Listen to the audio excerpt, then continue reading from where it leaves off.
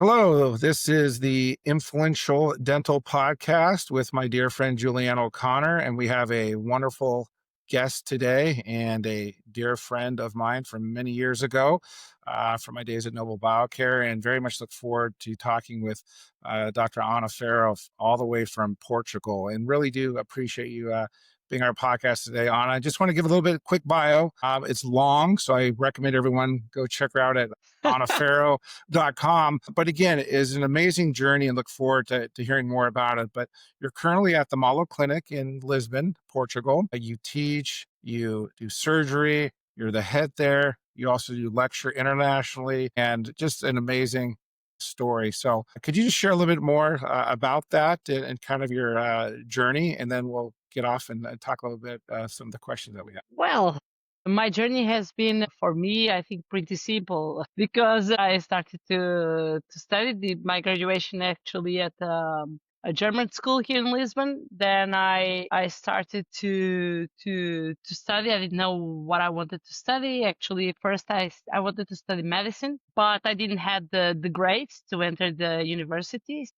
Basically, dentistry chose me, so I went to dentistry. And the first years were actually with the medical school together, and it was a surprise for me. I really enjoyed it, and then I stayed. I never wanted to change. So usually I say that dentistry chose me, not that I chose that I've chosen this profession. So it's nice. So this was the beginning of it all. Then through university here in Lisbon, well, basically always my favorite subjects were perio and surgery. And then after I graduated, I joined the Malo Clinic in Lisbon, where everything, well, 20 years ago, where everything was, the All-in-4 was booming, was actually gaining their own way and their own space. It was very controversial at the time, but so I stayed immediately. I joined the Paulo Malo's team, and I worked next to him every day for many years in surgery. From there, it was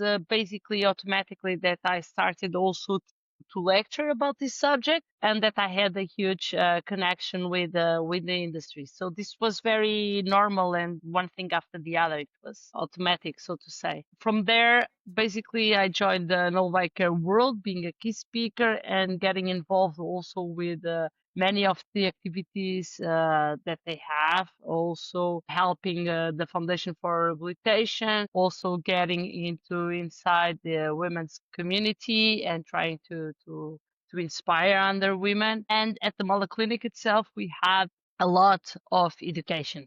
So this was very easy. Yeah, I love it. You know what? And by the way, Mike just forgot I was here today. Usually we introduce each other too in the beginning of our podcast.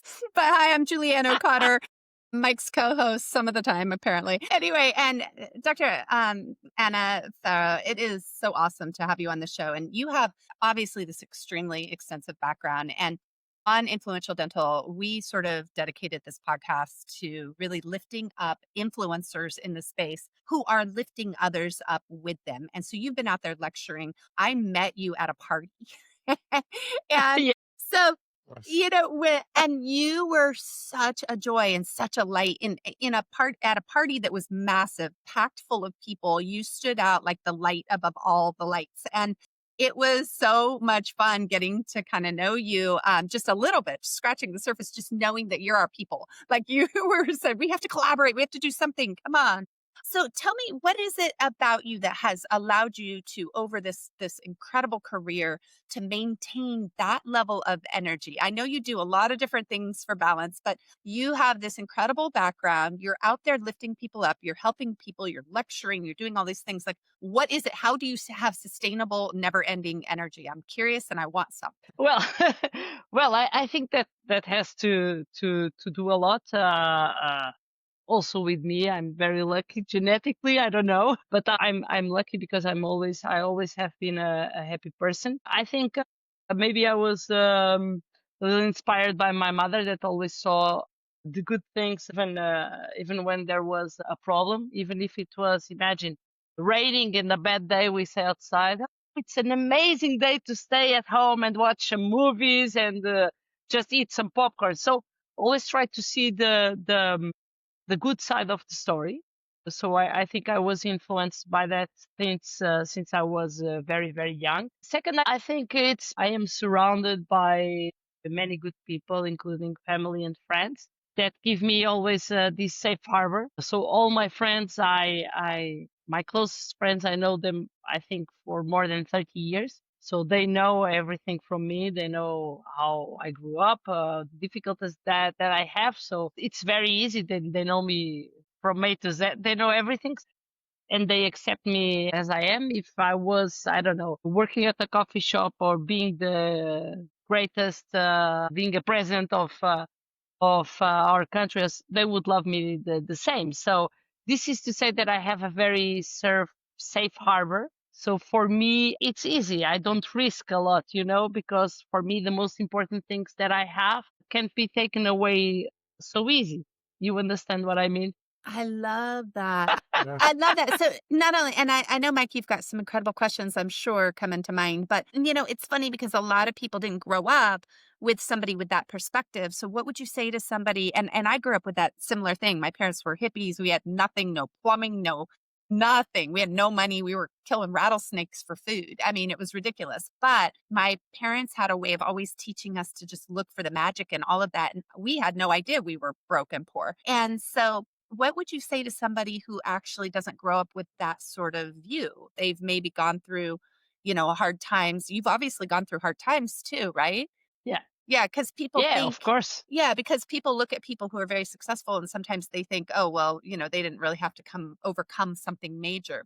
I presume you've No, overcome I some think major things. yes, of course. I think that Yeah. that everybody on their own story has different situations that they have to deal with. The thing is the way you deal with that situations and the importance of them all. And I always say that from the bad times are actually from where I learned the most. You understand?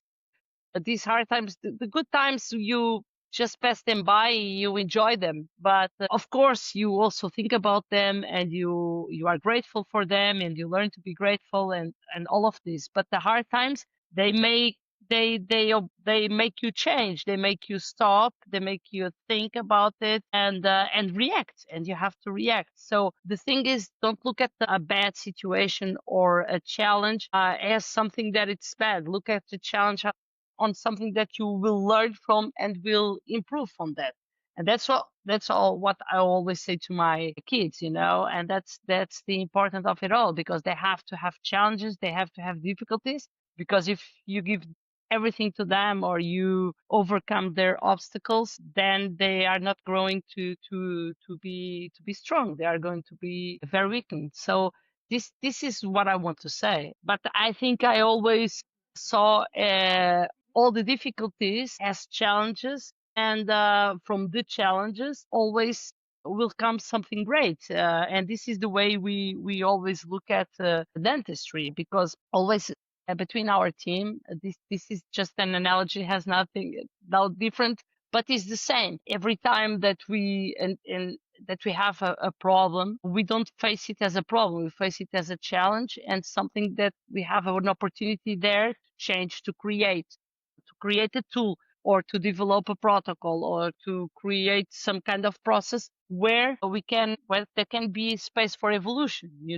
and that this has always been like that since I entered the dentistry world. So it's been amazing. So I love, yeah, I love your story. I love your advice. I love what you're saying on so many levels. Mike, I'm going to let you jump in for a minute, and then I'm going to definitely have some more questions. Yeah, no, I wanted to go back a little bit regarding what Dr. Ferro said. Obviously, the Malo Clinic is very influential in dentistry, and Malo, the inventor of the all-in-four concept, and everyone who does full arch dentistry knows what the all-in-four is. And so Dr. Ferro has been on the cutting edge of that, teaching it, leading it, and being an expert there.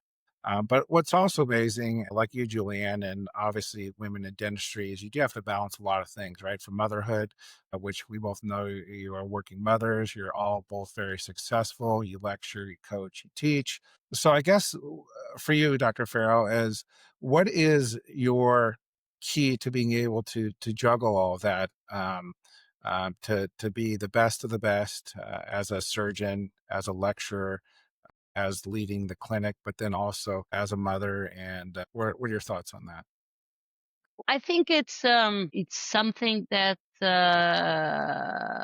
obliges me to have to do a lot of work, daily work, which means that in a sense that it's a work that I have to do consciously uh, for myself in terms of physically and mentally, because I have to basically I'm every day on a way to discover myself better and better. And I think it's very important for me to have my space to do my sports where I can clear my mind, where I can feel my body, but also to have time to meditate a little bit, to breathe in, to feel everything. You understand? Because sometimes it's too many things, and usually I say I don't want to be the best in anything. I just want to be good in everything. You're more than good at everything. So that's you're being very humble.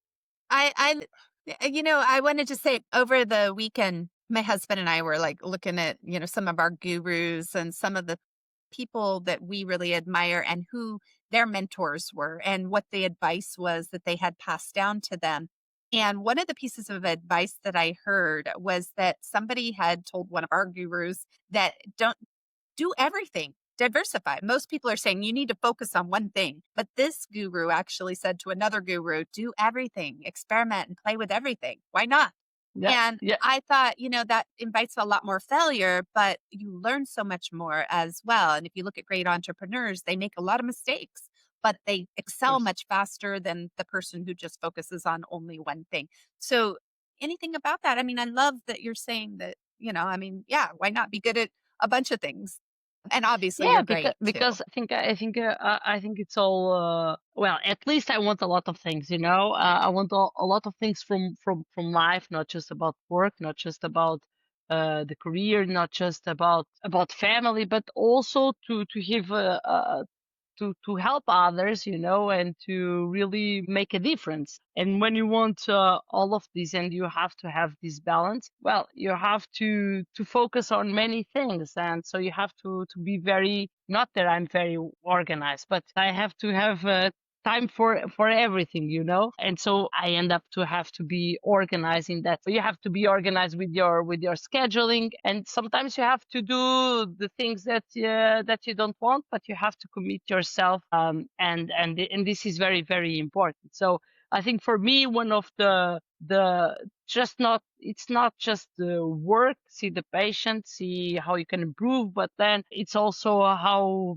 to develop, to see what challenge do you have, what can we still get better in the dentistry field. So work on that as a team, and we are very lucky at Malo Clinic to have that research department where we can move forward. So everybody's thinking usually what kind of problems we have. So the problems for us are actually our light to move forward. And then I think it's very important that we write everything down, that we publish, that we share with the community to make this difference. I also, one of the things that gives me more pleasure is to be able to teach others everything that we already know, so they don't have to go from the same mistakes that we had in the past, so they can start from the level of knowledge that we already have. So sharing with everybody, because there will always be problems, and will always be other challenges in the future. So I think this is for me very, very grateful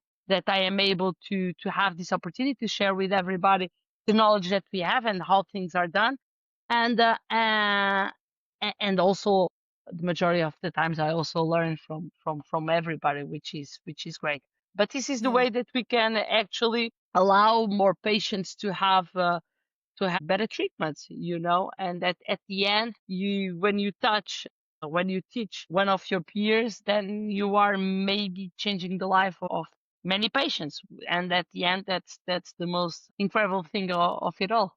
It's great. Yeah. What's the culture like at the Mellow Clinic? Like, what's the culture like? What's the vibe? What's the energy? Curious, and do you have a It's lot to do with that? Well, yes, I think we are like I think we are not very young anymore, because I'm there already for 20 years, but I think it's the same atmosphere when and I entered because at the beginning, imagine we were doing something that was criticized all over the world, that all of my professors and everybody I knew, that I read the books, was criticizing and say it wasn't possible. But I could see with my own eyes that it worked. And how it changed the patient's lives, and from actually from one day to the other. And so this was incredible. But from the beginning, we felt that from 1 year that I was in university, and you have this, okay, you have to do like this because it's written to do like this, and you have to follow the receipt, suddenly to a world where everything was possible. Okay, you read that, it was okay till that time, but you can put that into consideration. You can try to evaluate for yourself if you think that's correct or not. And how can you improve it? How can you change it? Because the truths that you have in one time are not so truth in the future, are the lies. So, and maybe the truth that we have now will be completely, in 20 years will be other things. And I'm here to learn. And this is amazing, because in the world of dentistry, you don't see a lot of people that actually will change their mind, or will able to have this flexibility to change the mind over the years, and to be able to continue to learn, and to stay humble. I think in that I'm very inspired by Professor Thomas Albertson. He's one of a kind. He's amazing to talk to. You should have him here, because he's amazing. And the stories that he tells about the works with Professor Brainmark, and all the beginnings, and what they thought, how it was, and the papers they wrote, and what they wrote in the discussion, and suddenly some of the proposals that they were written then were assumed as completely truths, and how he changed his mind to now to the theory, and not theory, of the anti-inflammatory reactions with the implant placement, and the healing of the implant, and all that balance.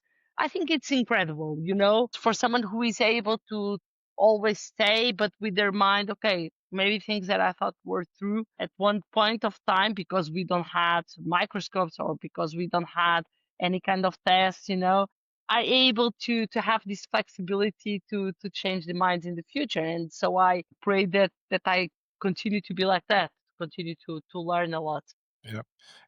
And Love it. I want to reiterate what Dr. Ferro said about Dr. Albertson and Dr. Brandemark, and all the, obviously Malo Clinic, and with Paulo Malo and Anna, you and your colleagues there as well. Just continue to take that and elevating it and teaching it, and not backing down. And I love what you said about anything or everything's possible, right? And I think you're right. Not only the procedure, but more people getting the treatment, more doctors being willing to learn, to explore.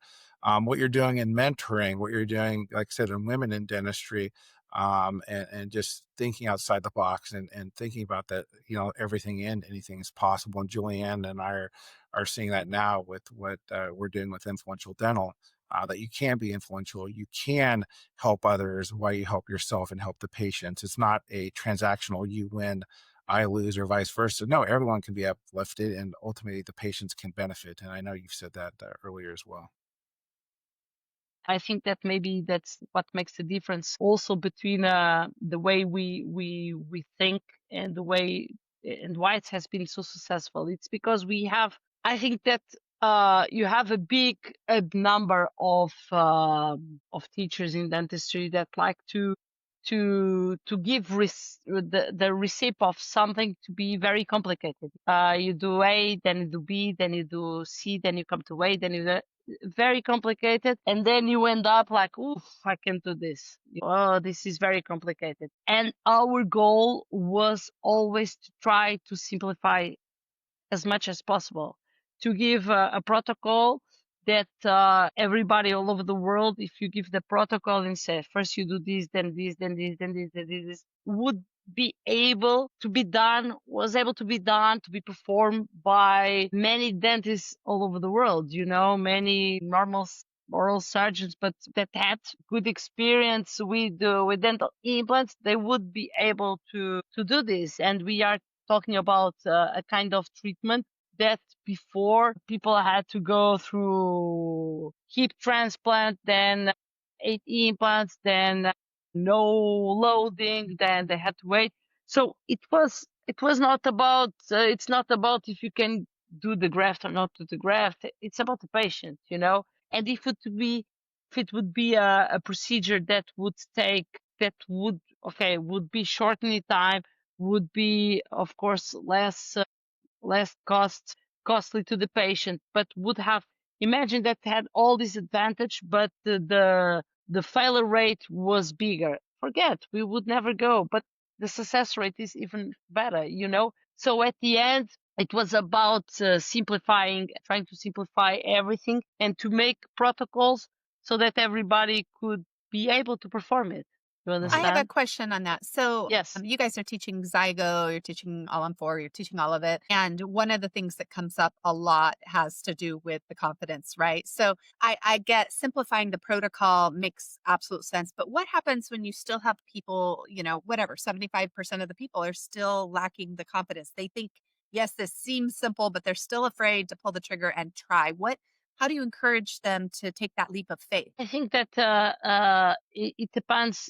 It depends on where they are and what they want to do next. I think one of the things that we always do is to come for education, of course, to have our courses where we have also not only courses that are theoretical courses, but then we have hands-on on models, and we have hands-on on cadavers. And also we were performing a course also in Brazil that was possible to actually to be with us and perform on patients. So even if they are still not comfortable, they can always have a mentor with them when performing the first surgeries. So I think that we try to give all the resources for them to feel safe, because for me it was always very easy because I had a big team working with me.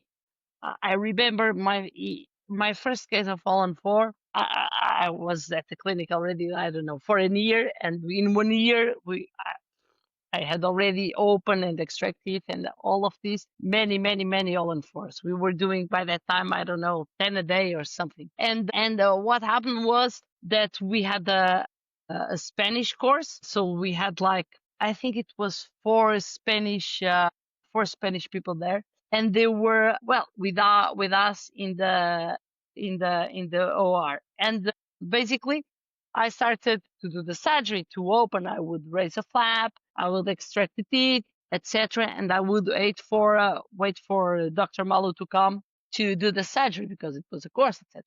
But then he was taking too long, and I continued to explain. So we'll start in the middle line. We place the guide, blah, blah, blah. Then we started drilling.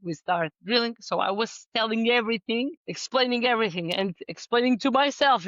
So I drill all the drilling and everything. My first All on Four, I perform live to other people, for other people to see. I always say we teach what we need to learn, but that's like being put in the mix. No, Go it on. was That's so unbelievable funny. because then I was stitching and doing the impression, and Paulo came to the room and said, "Who did the All on Four?" And I said, "I did." And then Paulo said to the Spanish guys, "You know how many she did already?" And no, it was her first one. And the guys, every time we are in the Congress together, they say, "We were the first ones with you." And I say, "Yeah." That's amazing. But it was amazing.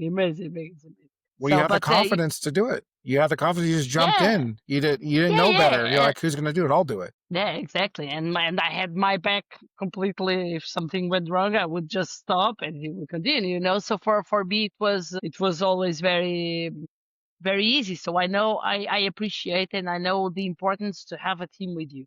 So what I always say is feel prepared, do all the courses that you need to not jump like kamikaze, thinking you know everything.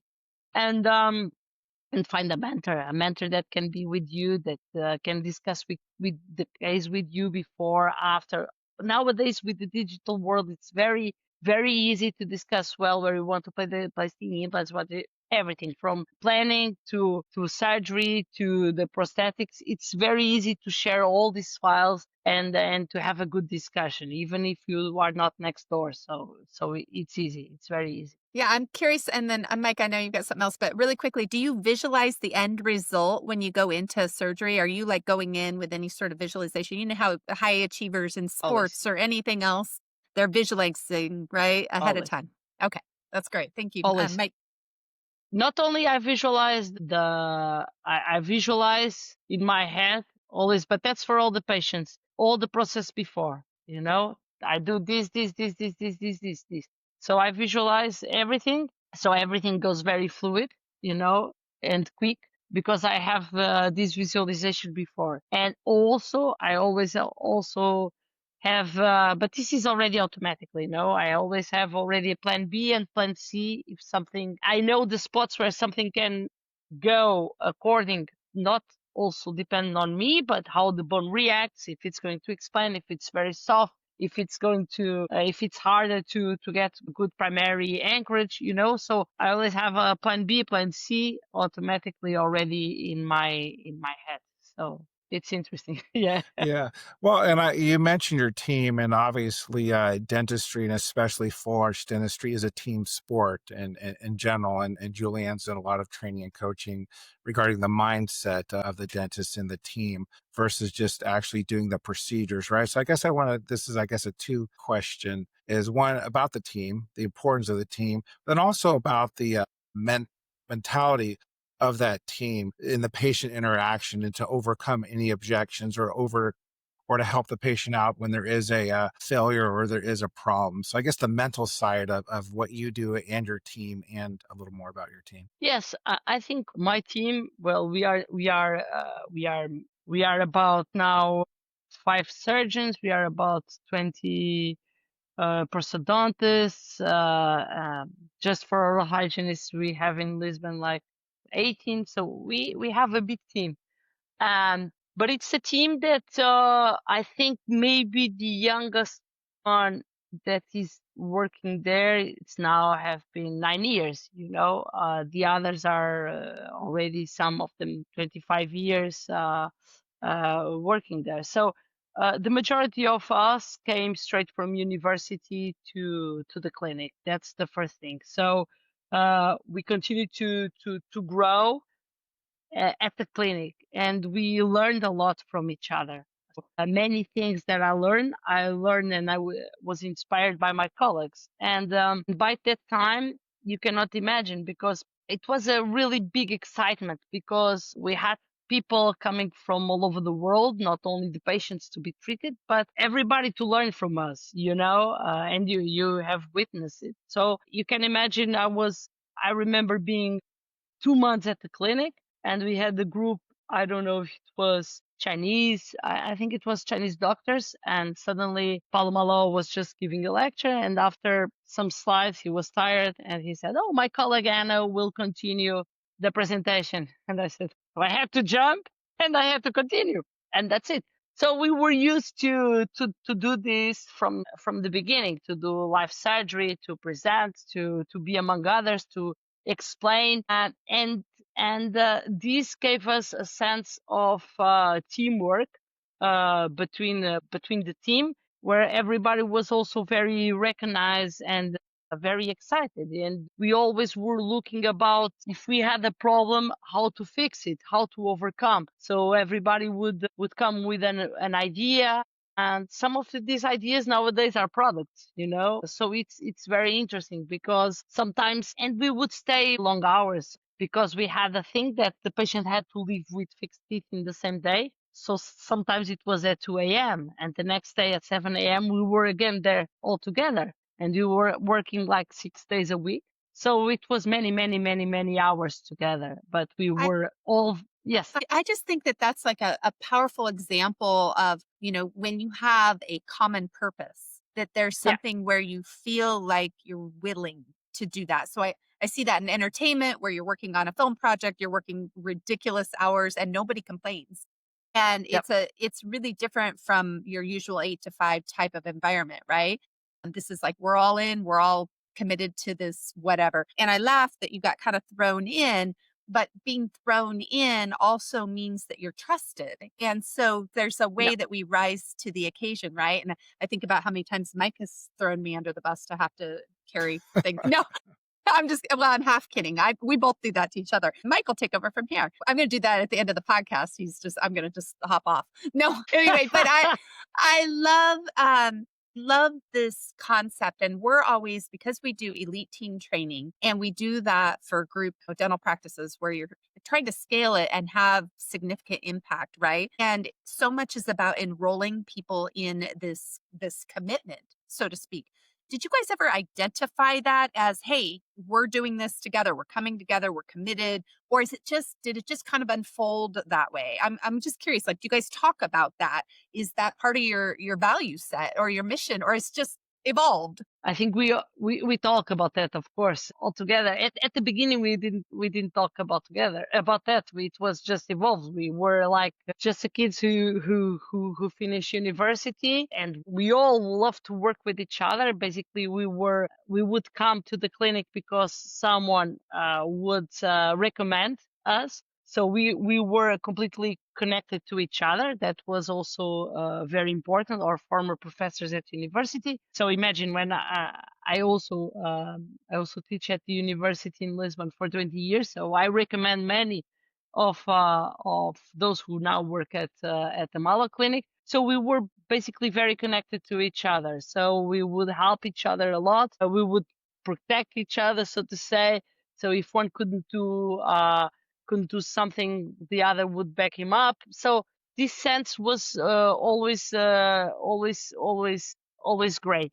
Nowadays, I think we look back and we realize what this came as a result as values that we have nowadays, because we continue to live this spirit. I think now the entering into the digital world is also a big part of it, a big demonstration. So we have created our own workflow, digital workflow. Didn't publish this one yet, so I'm not going to reveal. But it's very interesting because it has been a result of everybody giving also their opinion, trying to improve this, also how we can improve, how can I help you in the surgery. So it's always nowadays I would say that this is a value of the company, of course. And in terms of mission, we have this mission because also not only the mission in terms of creating and simplifying things in terms of dentistry, but also in terms of value itself, in terms of economical values that we start to bring in terms of patents and in terms of other things that we might bring into the table. So this is very interesting. Yeah. Well, obviously, you've worked very hard. You're very accomplished in dentistry. But I want to talk a little bit about your family, because we're not just all clinical. We also want to talk about things that are outside dentistry. You can share what you want, as little as much about your family, your children. I want to hear a little bit about your surfing. I've seen you dance, so I know you can dance. But let's smile and laugh a little bit. Tell us a little bit about your family and some of your fun activities that you do outside of working hard, because I agree with you. You definitely need to have a balance. You should get out there, Yes. jump on a surfboard and ride a wave, or like you said, spend time with your family or anything you want to do. So please share with us a little bit about your family and some of your activities. Well, I have two kids, two girls. One is 13 and the other is 11. They are both amazing kids. My husband, we've been together for 27 years. That's also well, since we were 18. And so is there a secret? Is there a secret there Yes. are you in a happy marriage or? Yeah, no, because I think this is something for me that I'm a very happy. I'm in a very happy marriage, So we My want the husband is secret, everybody. beautiful. I don't know. This was it was something from the 12th grade, so that we are together. So this is high school, and so this is also something that never bothered me anymore because I'm always very happy in that part. So it doesn't occupy any of my thoughts, So it's great. I Love have that. other time. No, it's true. Yeah, I love it. I'm very happy. My husband is beautiful. We do everything together in terms of sports, surfing, skiing. So we are always pushing each other in terms of that. He helps me in a lot of things. He's the one with all the organization. So I am the social organizer. I organize our social life, and he takes care of the bills and everything. That's My husband was in the Marine Corps for 10 years. So he does all the laundry, all the cooking, the dishes, and it's like perfectly done all the perfect. You see? time. So I'm like, that's No, my secret. And Julianne has 3 girls as well, so you definitely have that in common, and the girls, and I have 1 daughter, so I know how that goes, and 1 son as well, but, Yeah, for that's sure. incredible that, again, you can be this elite dentist, lecturer, trainer, but then have, like I said, a great home life and family life and enjoy surfing and all the other yeah. activities you do, The and kids, the kids help me all a lot. So they are very comprehensive. Sometimes I get to take them with me in some of the which they also love. So some of the lecture strips that I have, which that is also amazing for them. And I think in terms of sports, the surfing the ocean, I have to go to nature every time I can. That's also where I regain my energy. So this is very important, be it in the ocean, being it in the mountains or in the forest. It's very, very important. And when I do that, and usually I do all these activities among with friends and the people that I love,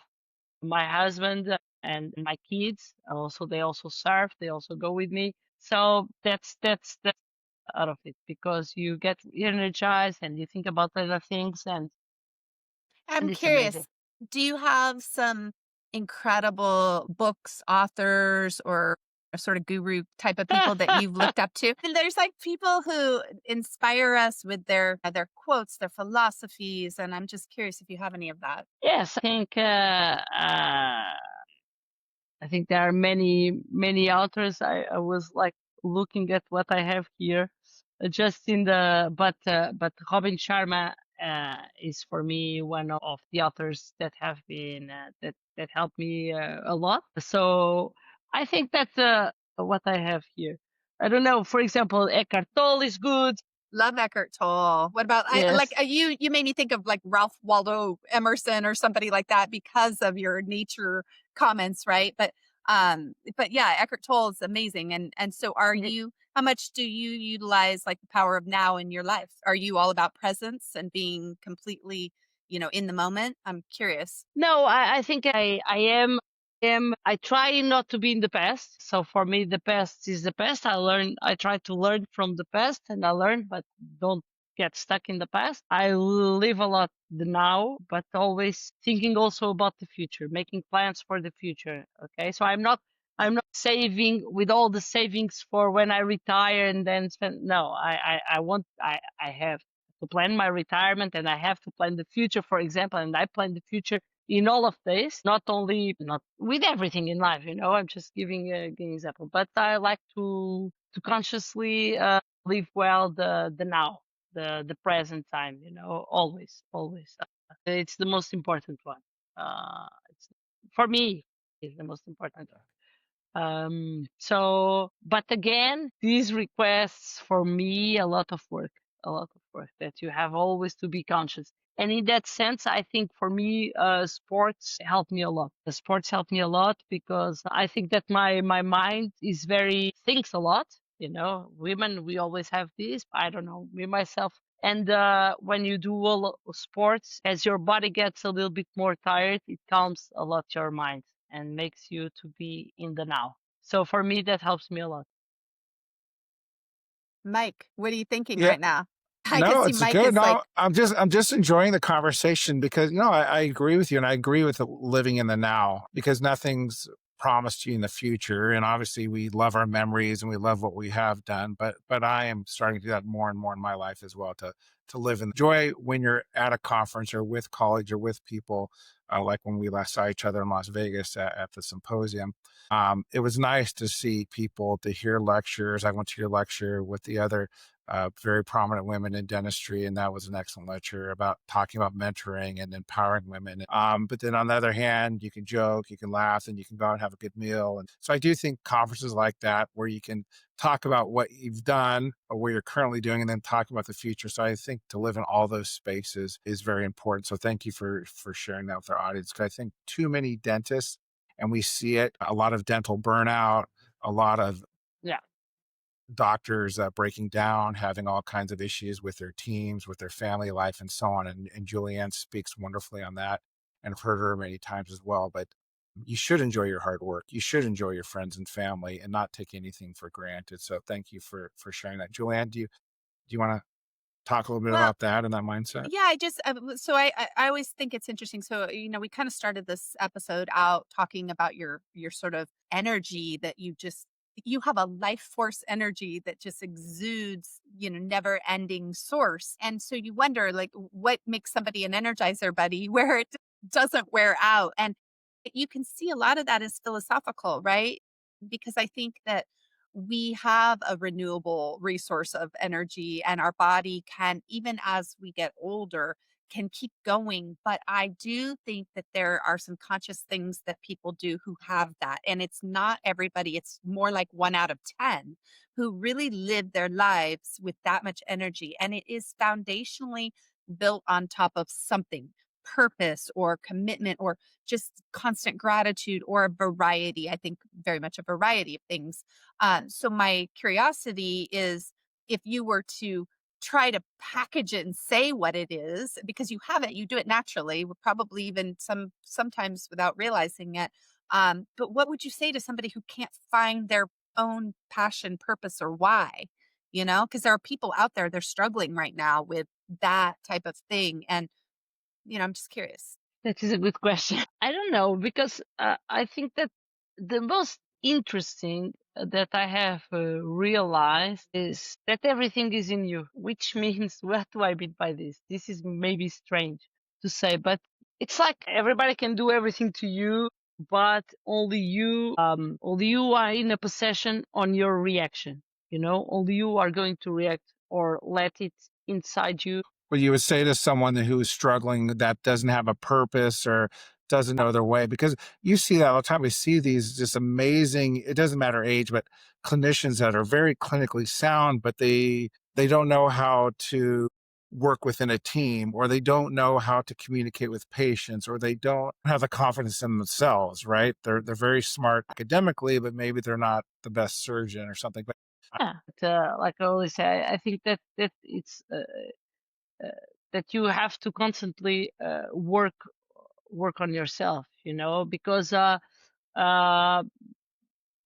sometimes we are just waiting for the answers to be outside ourselves, and everything is actually inside ourselves. So we right. are actually trying always to have the approval of the outside world, and basically the approval that you need is from yourself. What I wanted to chime in really quickly, Dr. Ferro, on what you were talking about is it reminds Yeah, very it reminds me very much of philosophically what Mike and I believe, which is that you have to take full responsibility for your own choices. And at the end of the yeah. day, nobody else, everybody is operating with their own story or their own meaning to everything coming from their own childhood, their own identity, their own upbringing, their own traumas, all these different things that cause people to think and perceive things a certain way, right? And at the end of the day, the only ownership we have is over our own perception and our own way of interpreting everything. And so I completely agree with you that I believe when you understand that, then what happens is we begin to have the option to choose the beliefs and or the meaning that is most empowering rather than beliefs or meanings or stories that we tell ourselves around what might not empower us. So we choose to interpret things as good rather than bad. And we pick those things that will help support people around us and ourselves rather than making up some story that makes us feel like we're entitled or like sorry for ourselves or something, because that's not going to help you to grow and live a very meaningful life. Yeah. So I love what you're saying. And I love that you look at it that way. Did I interpret what you were saying fairly well? No, it's perfect. It's perfect because I think the your constant work that has to be your inner work, it has to be the work on yourself, because also the way I feel now and my my beliefs now are completely different from how they were 10 years ago. So this is something that I have constantly to be working on, because, and like I was saying to Michael, I think people are always trying to get the approval from the others and from the outside world, and has that approval would bring me joy, but it's completely the opposite. You have to have your own approval to have all the joy. If you have that, it doesn't matter if the others don't approve. If you have that, you are good. So that's what you have to work every day. It's on yourself. I love That's that. my And I fully agree. And it's not coming from a selfish place because we can take a no. look at how It's the you live your opposite. life. Yeah, it's the opposite. Mm. It's actually very generous because if we are good, we can then lift others up and we can be an inspiration for others. And if we're not, then all we're going to do is be that person who provides evidence for what so many people are already experiencing, which is that, oh, everything's terrible, and in fact, everything is amazing, but it does take an active process of choosing how you look at things. And I believe that the natural state, we tend to default to negative. But when we practice being positive and looking for good, then you start to see it everywhere and it becomes a no brainer. That's the only way you want to live. And because it's almost like working out a muscle. I'm going to tell you when I when I got conscious of this, when I became a mother and I had my first kid, and many times, not so many, but sometimes I would go out with my friends and leave my daughter with I don't know, one of my cousins or someone babysitting her. And every time, or that I was more stressed, or I was in a rush, or that was the time that I would get always late because then she would start to cry, that she would try or I had to feed her again, or I had to change the diapers, or I had to something, they felt this. When I was completely perfect with no rush, everything would go smoothly. So I'll realize, okay, I have to be good with myself to be well for the others and for the others to accept. And this is very, maybe for you it doesn't mean anything, but for me that was a big eye opener, because you tend to be very mechanically like, okay, you feed, you change the diaper, you do this, you did this. That's the receipt. I go, this is a type. No, life is not like that. Everybody sense, everybody has feelings, everybody sense, and the energies don't go like that. So you really have to be good with yourself to be able to be there for the others. And that's exactly what I learned with I my first kid. love that because I think it's true with your spouse. I think it's true with your children. My husband and I, we get along really well. And I think it's because we honor each other so much. So we take care of ourselves. And we always kind of kid around that it's not 50-50, it's 100-100. Like take care of yourself. And then everything that overflows gets to go to the other person. And, and you're going to ebb and flow with humans around you, right? And you have good days and you Yeah, have bad days. But if you can focus on yourself and then you're good, you tolerate everything else so much more easily. I love it. This is all so in alignment with how I look at it. And it's not because it's in alignment that I'm loving it, but it's because it really works, right? Mike, yeah. you're going through the same sort of journey, right? We're all experiencing this right now. Yeah, no, 100%. It's not just inherent to your work environment or your personal environment. It's life, right? It Yeah. intertwines, and how you are at work is going to be how you're at home, and vice versa. And that's why it's good to be at peace with all of it, and to find that solace, like you said, whether it's surfing on a wave or working out or going for a walk or reading a book, whatever you do. But we all need balance. We need solace. We need like-minded people around us. And I guess I know we're going to be wrapping up here shortly, but other types of people that kind of think the same way, are influential, that kind of have the same thing. It's good to learn from others and types, but I think we also gain energy for people who kind of have the same philosophies as us, and that can build and build and build. And that's why I gain energy, and why I like, talking with you, Anna, and spending time, is because I do, like Julianne was saying, hear and feel that energy. And I see the work and the great work you do in dentistry clinically, but also, off clinically, when you're talking to peers and colleagues about mentoring, and about exactly what you said about finding that balance, and taking care of yourself. Because in dentistry can't just be pure clinical. It has to have all the other skill sets to Yeah. succeed, not only for you as an individual, but for your teams, because you have the best clinical assistant or best clinical hygienist or whatever. But again, unless they're working together in harmony and see the common vision that you have, you're not going to get there, and the patient isn't going to get that experience that they deserve. Yeah, and I would just add, we definitely need to wrap up and be mindful of everyone's time, but I want to give you an opportunity to give a shout out to, your team and how people would contact you if they wanted to come and train with you, and then get some last words of wisdom before we wrap up in terms of, what you might leave with this amazing dental community who is tuning in to hear the stories about people's success, what they've overcome, what their secrets are. You've given us so much good stuff in this podcast. I'm so grateful. But just how can people reach you? How can people get involved with Malo Clinic? And also then we'll let you give us some last words of wisdom.